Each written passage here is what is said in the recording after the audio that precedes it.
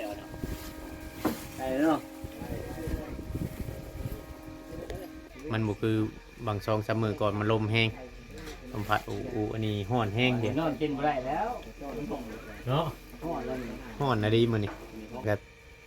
บักลงหันกระชบกักขอโทษได้โดดได้เอาตะปูมาก่อนเดี๋ยวมื้ออื่นอันนั้นมันคิดว่ามันนั่นมีมันแถวห้านค้าแต่นี่บ่มีเนาะ โอ้มีทานเวียดจัง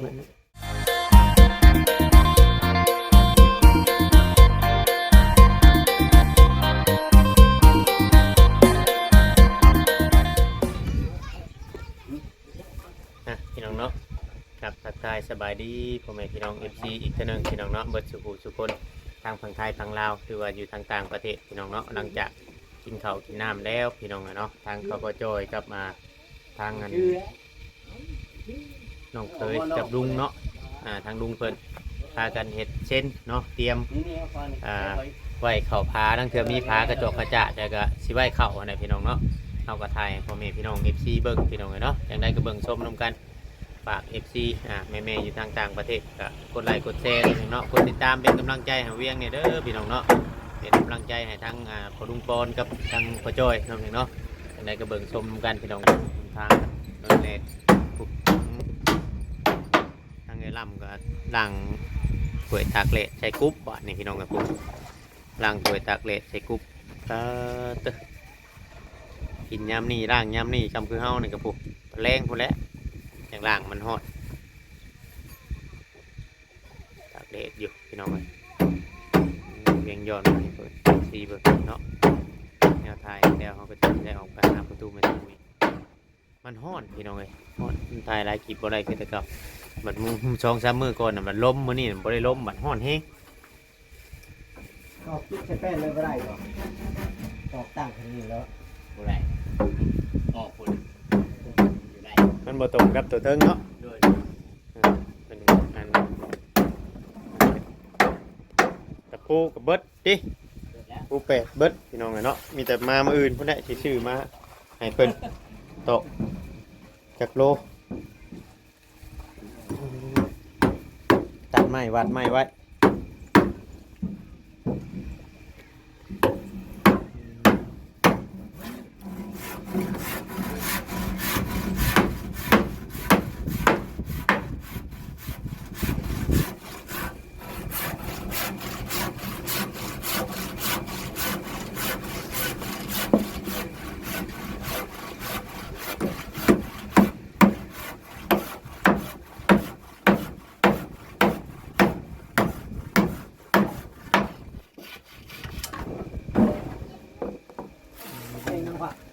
เชียงเนี่ย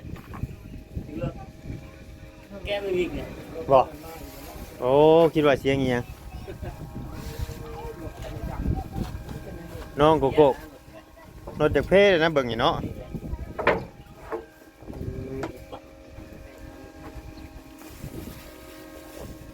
ได้แล้วเนาะได้แล้วเนาะ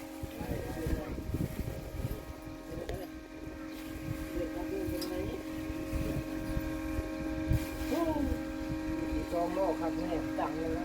แกมันเป็นแบบนี้ คิดว่าเชียงอีหยังพี่น้องรถแก่ไม่วิกเนาะไม่อยู่ค่า แม่น เออโอ้ใส่ลายอะดีเนาะไกลบ่โรงงานมันนี่ ดูได้ทั้งหมดดูได้เอาเลย โอ้ เดี๋ยวทิ้งวันแล้วอ่ะ 30 วันพอจอยเจ้าบันนี่เออ แห้งแล้ว ทำใจโอ้ตัว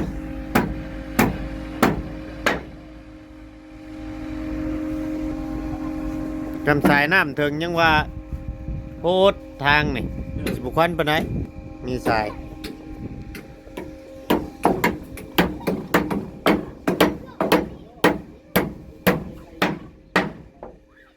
ตอบพี่น้องเนาะทำกระตอบติดตามเบิ่งพี่น้องเนาะยังเหลือผักกระจะกัน7 เพศเนาะพี่น้องเนาะ 7 เศษทำเป็นนั่นกะเป็นเงินกะเป็นเศษแต่ตะปูตะปูกรุบตะปูยังอยู่ยังบ่ ยัง ยังอยู่เนาะพอได้ตกคำเขาได้พากระจาดมากอะพอได้ตกอยู่ขาดแต่ตะปูเปะ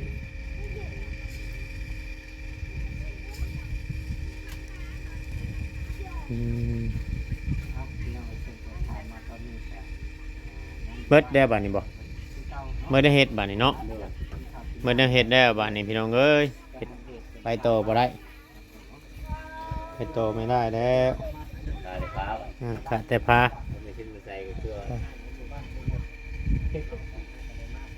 คือว่าเพิ่นสิกั้นแต่คานี้มานี้กั้นมาหันตัวนี้ก็คือว่าตั้งทั้งนี้ก็ตั้งอันคูน้ำคูหยังก็ได้เนาะดังน้ำคุณเลย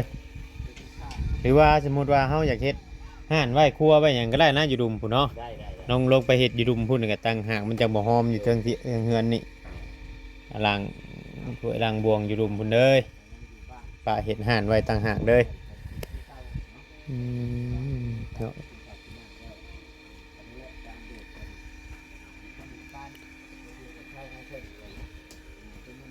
สินอนมาแดงบ่คือว่าเนี่ยได้พ่อจอยฮะ ว่านอนบ่แรง ขึ้นมามาแดงเลย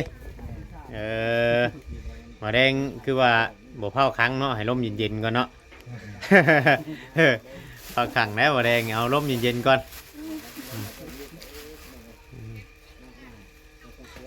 มันเริ่มร้อนในแดนบ้านมันบ่คือบาง2-3 มื้อก่อนมันลมแห้งลมพัดอันนี้ร้อนแห้งเดี๋ยวน อนกินบ่ได้แล้ว เนาะ พ่อแล้วนี่ ร้อนนะดีมื้อนี้สังงัดแบบบ่ได้ดมอะไรหยังเลยพี่น้องเอ้ย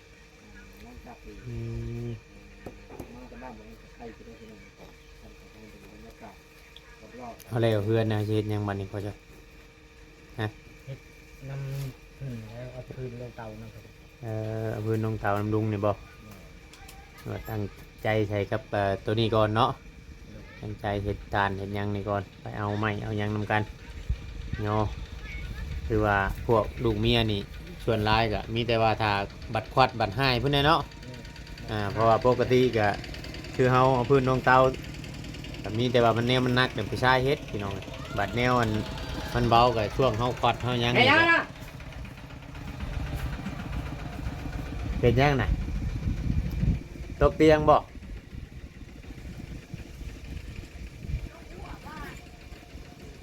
ตกขั้วเว้ย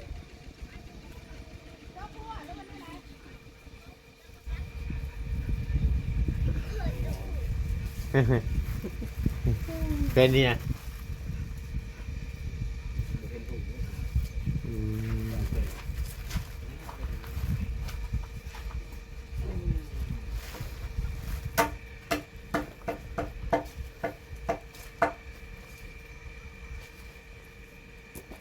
ตะปูมีความละ มาจากเห็ดเนาะ แม่ ถึงแล้ว ถ่ายตะปูมาก่อน ได้เลย ได้ดูได้ พอดีเลย ปาดเข้าหันแล้วก็บักลงหันกับชบกลับขอโทษได้ดูได้ถ่ายตะปูมาก่อนเดี๋ยวมืออื่นอันนั้นมันคิดว่ามันนั่นมีมันแถวหันค่าแถวนี้บ่มีเนาะ ผมมีทางเดียดยัง อ๋อเขามากินกุดเนาะ โดยแม่ อืม กินกุดยังบ่มา แต่พ่อได้หันค่าแถวทางนี่เขาปิดเป็นซ้ายอยู่ โดยแม่ ต้องกุดจีน เดียดพิษบ่มีแต่ทางเดียดยังบ่ทางเดียดจะทางจีนมาได้อีกแล้วไกล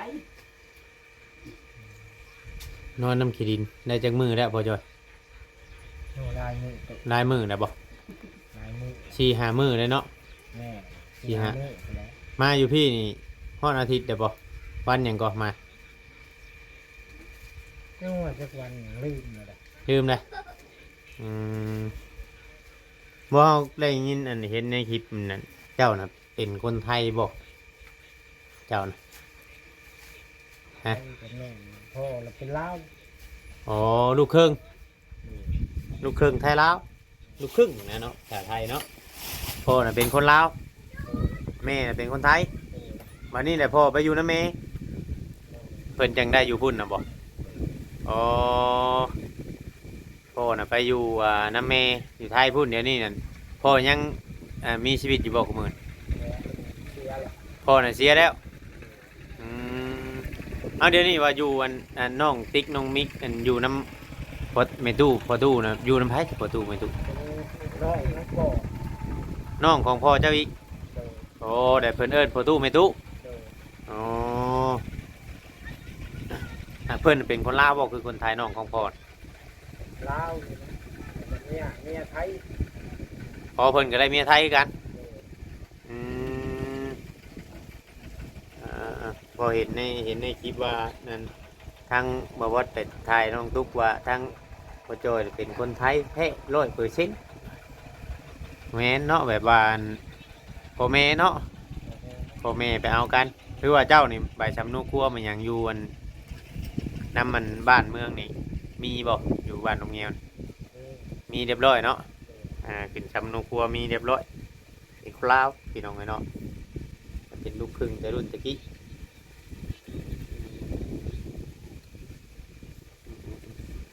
ถ้ามาอยู่พี่เขาโทรมาอยู่บ่เด็กน้อย โทรอยู่นั่งตุกเลยจะโทรเด่นนำอยู่บ่ นั่งอยู่โทร ยังไม่ได้โทรครับเป็นบ่โทรถามลูกหลานแนวนั้นนั่นนี่เน็ตเวียงเมื่อยนั่งเถอะกันเนาะ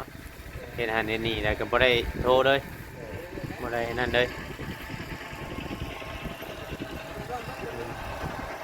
เพราะว่าบ่ได้คอยมีเวลาน่ะคือทางผู้ช่วยเราที่เกิดเฮ็ดพากันเด้งเฮ็ด2 คนนี่ก็ถือว่าไวเติบเลยพี่น้องไวเติบ3-4 มื้อหนึงเพิ่นเฮ็ดอันนี้ก็ตอบมานี่ก็สมมุติว่าเฮาไปจ้างช่างคนอื่นมาเฮ็ดนี่เฮงบ่ได้แล้วซ้ำนี้ซ้ำ3-4 มื้อนี่บ่อยากแล้ว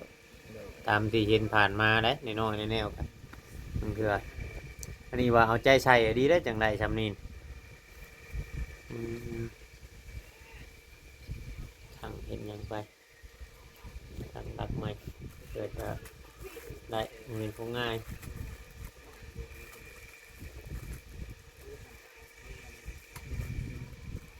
กันคือลงไปเลือกกันผู้แทนมืออื่นเจ้าก็ไปบ่ ไป ไปมาอยู่พี่นะเนาะเพิ่นมีนั่นให้แล้วบ่ แล้วลุงไปเอา โอ้ไปเอามา ไปเอา เอานำมาใช้ว่าจะคนอยู่นี่เออ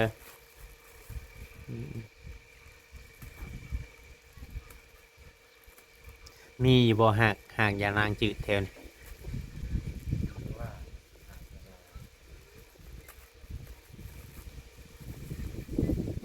บ่มีบ่จะได้ดูแถวลงเราเว้าเนาะแถวลงทางลุงเจ้าบางทีเราอาจจะฮู้มีที่เป็น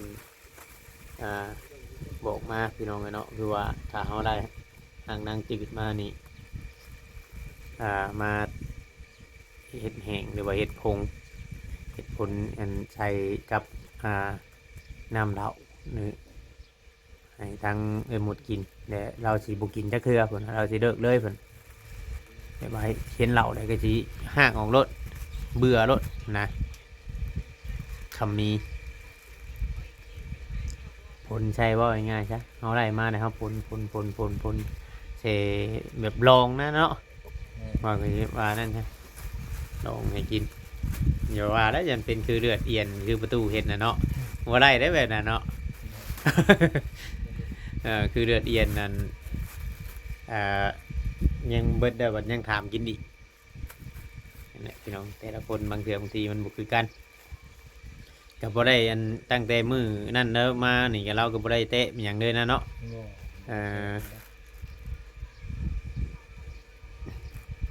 เบิ่งคนก็สิแบบต่างๆอยู่พี่น้องเนาะเพราะว่าคำว่าเราอันกินเหล้ากินหยังนี่โอ้ยคำเว้าคำหยังเราก็สิแบบหลายนะพี่น้อง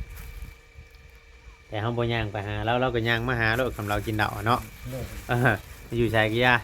เราสิย่างเขามาหารถเขาจะเข่ากล้องรถโทรหาอีกคนนั้นคนนี้กัน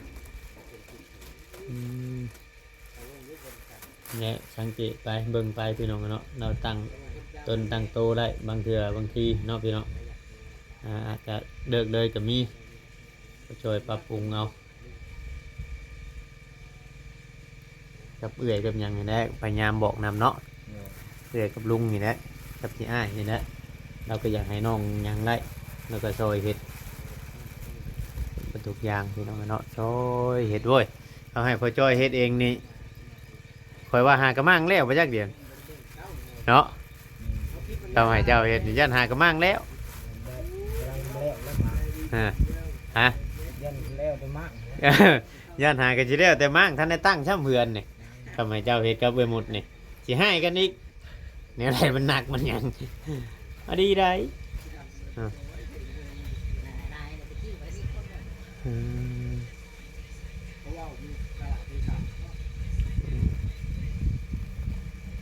แต่ว่าข้ามานี่ลุงยังไม่ได้ขวัดจะเกลือบ่ทาน ยัง มีแต่มานี่ก็มาคือเบียดกับของคุณเจ้าเลยทำเราขวัดก็เมนที่ได้ไปช่วยเราแน่เนาะไปช่วยเป็นยังเราแน่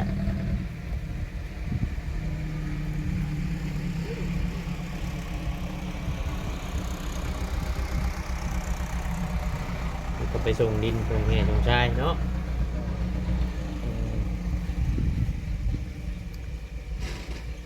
สมมติคำว่ามีแบบว่าสร้างมาเฮ็ดเทือนประตูไม่ตู้นี่แบบว่าคำว่าเป็นจ้างชุมเจ้าแบบเป็นรายบงรายวันชุมเจ้าก็จะไปอยู่บ่ ไป พอมีแนวเห็ดเนาะมีแนวเห็ดบางเถื่อบางทีบ่ได้พี่น้องเนาะสมมติว่ามีช่างช้าผู้หนึงแบบผู้เป็นมืออาชีพแน่ให้เพิ่นหาคนงานแต่เพิ่นเอาพอจอยกับตังไอ้บุญปอนนี้ไปก่อยปูนก่อยหยังตัดเด็กตัดหยังตัดบอกเรียนก่อหัดก่อซอยกันแบบก็เคยก่ออยู่บ่เจ้าก่อ เอ้ยแก เคยอยู่บ่อืมเฮ็ดไปเนี่ยเราก็สิทั้งลุงปอนกับเราก็คือสิเฮ็ดนั่นได้ขนาดเฮือนเราก็ยังเฮ็ดเองเนาะแต่ว่าให้งามก็บ่งามได้พี่น้องเอ้ยแต่ว่าเฮาก็พยายามพับอันนั้นนี่ไป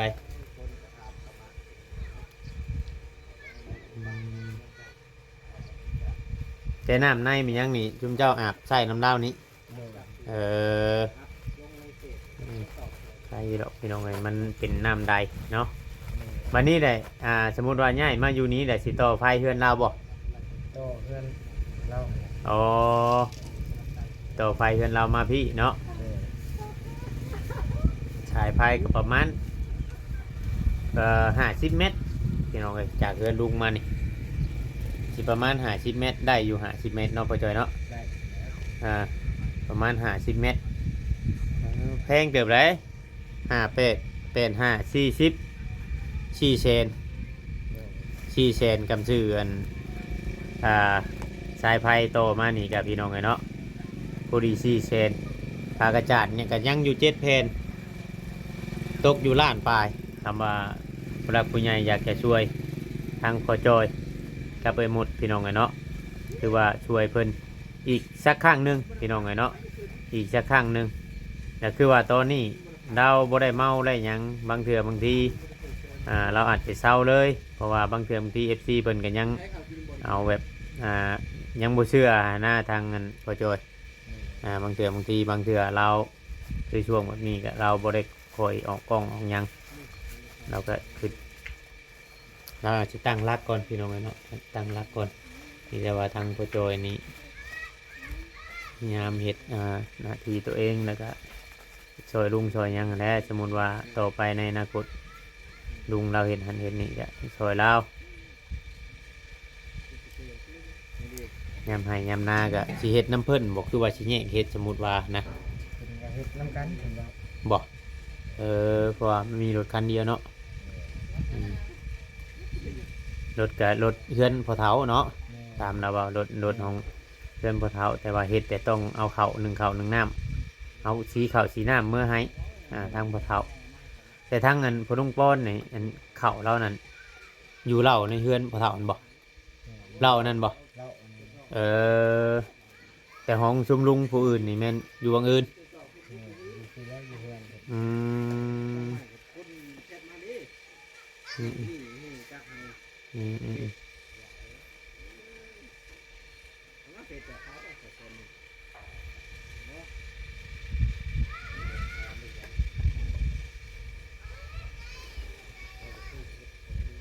นี่คือแกงแดดแค่เด็กหน่อย น้ำบ่แห้งเนาะน้ำบ่แห้งเปิดก็แต่เฮิง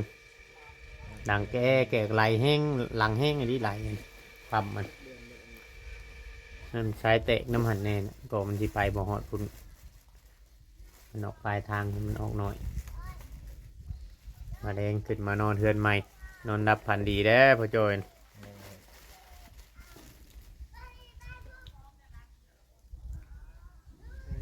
ได้คุยกับน้องเตอยู่ว่าตั้งแต่จะคุยมื้อนั้น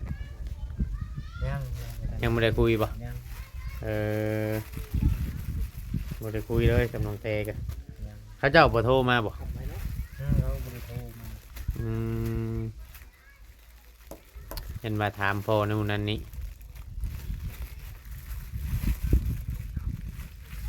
เออ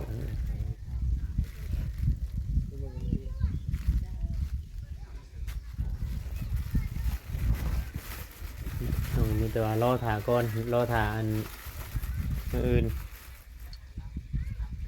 คำว่านั่นเขาก็จะบ่มีทางไปก็ให้เขามาแต่เช้าอยู่เพราะว่าทางเมื่อเช้านี่ก็ทางบ้านเพิ่นกันปนบัตรปนหยังไปแล้วก็ได้กาไปแล้วบัตรก็แต่ละบ้านมันก็บ่คือกัน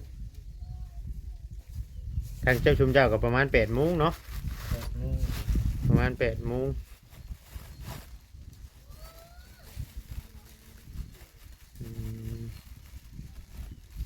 ทั้งที่เราทดลองโทรเบางน้องเตทั้งที่เราจะคุยกับเจ้าเห็นเราทักมาอยู่เมื่อเช้านี่เพราะว่า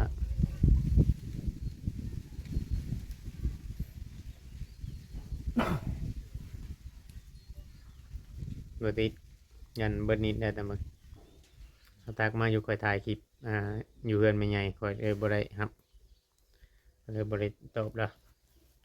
เฮือนนี่พอเดวเดบ่เพิ่น